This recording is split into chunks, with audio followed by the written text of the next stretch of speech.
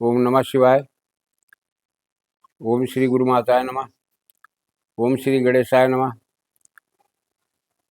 प्यारे सज्जनों, आज आप लोगों को एक ऐसा मंत्र दे रहा हूं, जो लोग अपनी पत्नियों से विक्षिप्त हैं, पीड़ित हैं और बाल बच्चे होने के बावजूद भी वो जाकर के मायके में बैठ गई हैं, तो समझ लो कि वो किसी दूसरे की बुद्धि पर काम कर रही हैं।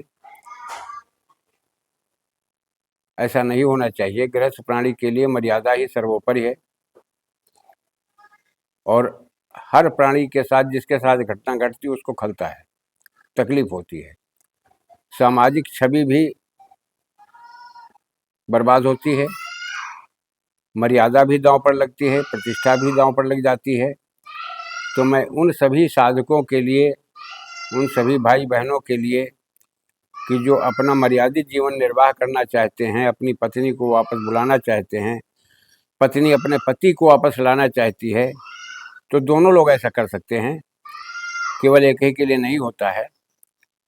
अगर किसी की पत्नी छोड़ करके मायके में जाकर बैठ गई है और बाल बच्चेदार है, तो उसे इस मंत्र को अवश्य करना चाहिए। इस मंत्र में कोई विशेष प्रावधान नहीं है, ये साबरी मंत्र है। आप हकीक की एक माला ले लो, इसमें हकीक की माला लगती है, ध्यान रखना। लाल हकीक हो तब भी ठीक है, काला हो तब भी ठीक है, पीला हो तब भी ठीक, हकीक होना चाहिए। ये रुद्राक्ष की माला पर न करना। कारण है कि बिलग, रुद्राक्ष का मतलब क्या होता है हम दूसरे वीडियो में बताएंगे।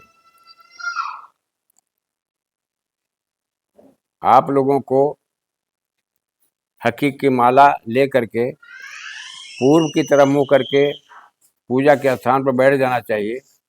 एक दीपक जलाइए, 2 अगरबत्ती लगा लीजिए और अगरबत्ती लगाने के बाद सामने अपनी पत्नी का फोटो रखो। इस मंत्र का जाप करना शुरू करो। एक माला करो, एक माला करके उस फोटो के ऊपर फूंक मार दो। एक माला करो, उस माला का फोटो के ऊपर फूंक मार दो। बहुत आसान मंत्र है, कोई दिक्कत वाली बात नहीं। लेकिन इस तरह के मंत्र जब किए जाते हैं तो उनको ये न देखो कितने दिन करना है, कितनी मालाएं करनी है, कब करना है। तुम्हें अपनी लक्ष्य की प्राप्ति चाहिए।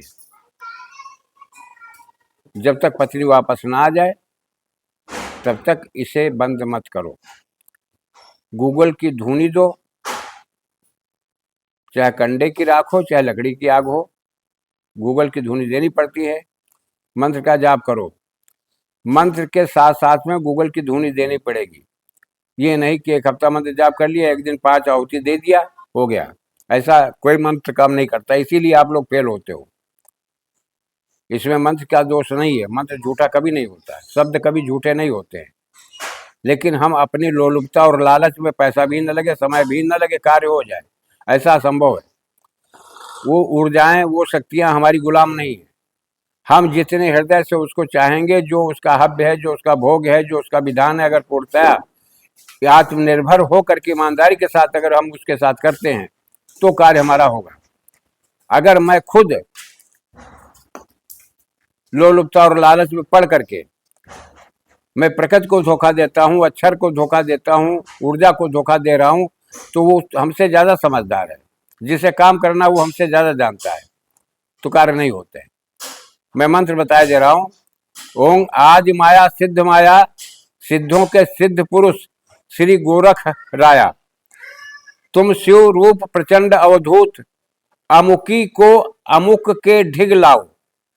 अब देखिए, अगर पत्नी के लिए किया जा रहा तो वहां पत्नी का नाम लो, अमुक के ढिग लाओ तो उस जगह पर तुमको स्वयं करना है ये मंत्र। तो मेरे ढिग लाओ, मेरी पत्नी अमुक को मेरे ढिग लाओ, वाचा से चूके तो कापालिक का कपाल फूटे, सत्य गुरु सिद्ध गुरु की पाहु शरण, दुहाई गोरखनाथ की, दुहाई शिव गौरा गणेश की।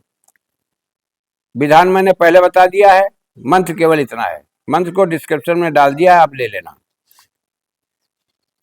रही बात ये, अगर तुम स्वयं मेहनत नहीं करना जानते हो तो तुम्हारे लिए कोई इस तरह का कार्य दूसरा नहीं कर पाएगा, नहीं कर पाएगा, नहीं कर पाएगा।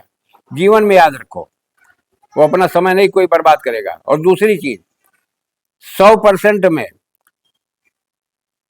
90% तो ऐसे लोग हैं, हम उनके बारे में कुछ नहीं कहते हैं, बस ठीक है, मर्यादा उनकी बरकरार रहे, बनी रहे।